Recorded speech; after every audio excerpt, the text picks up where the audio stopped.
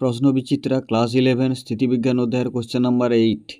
প্রদত্ত চিত্রানুযায়ী 1 মিটার বাহু বিশিষ্ট একটি সমবাহু ত্রিভুজের তিনটি শীর্ষবিন্দুতে 50 গ্রাম, 100 গ্রাম ও 150 গ্রাম ভরের তিনটি বস্তুকণাকে রাখা হলো। ভরকেন্দ্রের স্থানাঙ্ক xy হবে option A √3/4 metre, 5/12 metre, option B 7/12 metre, √3/8 metre, option C 7/12 metre, √3/4 metre, option D √3/8 metre, 7/12 metre.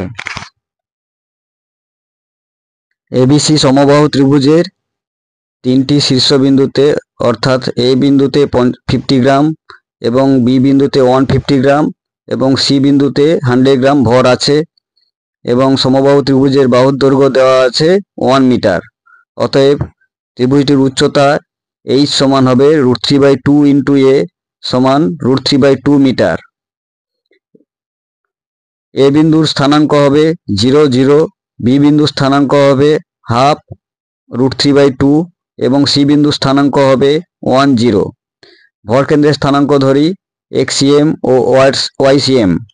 অতএব xcm সমান হবে 50 into 0 plus 100 into 1 plus 150 into half by 50 plus 100 plus 150 সমান 170/300 সমান 7/12।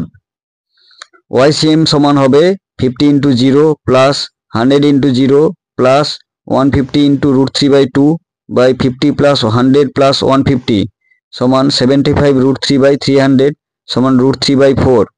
অতএব ভরকেন্দ্রের স্থানাঙ্ক হবে 7/12, √3/4। সুতরাং সঠিক উত্তরটি হবে অপশান সি।